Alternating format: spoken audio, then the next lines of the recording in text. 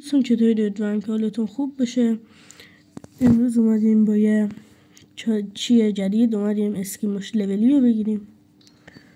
بریم واسه اسپین زدنش لطفا حمایت کنیم تا بیشترشون چرا بالا نمیاره. دانلود شو. بریم واسه اسپین زدن. اسپین اول که نداری چیه. اسپین دوم فکر کردم استاد روش. اسپین سوم هیچی. اسپین آخر من شانس ندارم. الان میاد روی 3 تایی، الان میاد روی 5 تایی. اسپین آخر خیلی با من کمک میکنه. ای نشد. و اینم از آخرین اسپین برای گرفتن اسکیموش لولی. این از اسکیموش لولی من خود بریم ارتباط میکنیم بریم یا اونم بریم. 2 میره خوبه. بسیم واسه امپیچل چند تا توکن کم میاد از اون 81 اشکال نداره. بریم واسه یه ارتقا دادنش خوبه. مشت میزنه اینجوری میشه. ببریم 3 یک دفعه 3 بریم. قیافش چجوری میشه؟ قیافش تغییر نمیکنه. نه ویدیو مکس کردن امپیچل کبرا منتظرش باشین. گان لولی گرفتن جدید منتظرش باشین. شاتگان لولی هم برامچار منتظرش باشین. اینم قطعا آخر اومد میبرم بالا. منتظر این ویدیوها باشین. همتون منتظر ویدیوها باشین که بریم سراغ تست و بریم یه ترینینگ تست بزنیم دیگه. اول دستمون بگیریم بریم چجوری میشه. منتظر باشین که میخوایم بتر کنیم. این سری کلی وسیله قراره بیاد درای کن.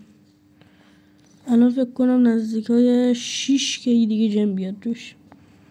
ما هم کلی وسیله بگیریم باش. گان لولی بگیریم خوبه. اینجوری قشنگه.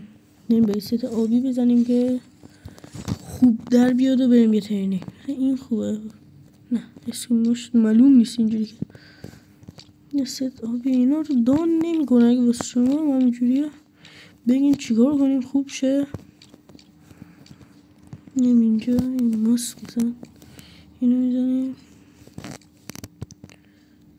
این خوبه واسه بولیزمون. الان همجوری یکی رو میگیرم میزنم. معلوم نیست چی به چیه.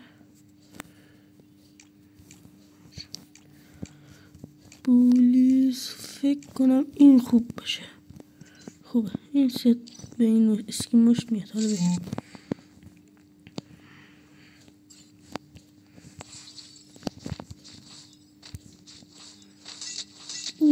چقدر خوشگل میشه مشت میزنی. مثلا خود دستت خیلی قشنگ میشه.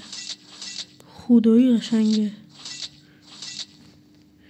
خب اینم از تستش. بچه حتما بهم بگین تو کامنت ها میارزید که واسش من بهتون میگم دقیقا چند کا جم دادیم واسش. خب از اینجا خودمون میبینیم ببینیم چقدر جم برد. اینجا ببینید اینقدر جم ازم گرفتی تو.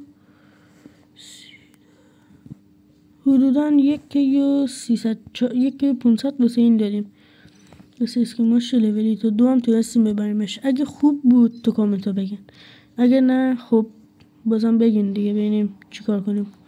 منتظر ویدیو باشین. اگه میخواین امپیچل هم داخل استور مکس کنم بگین ویدیوشو سریعتر بزنم چون چیزی نمیاد مجبورم دیدی ویدیو بزنم. گان لولی جدیدم منتظرم بیاد تا بگیریمش. کامنت لایک سابسکرایب یادتون نره. عشق منین. تموم.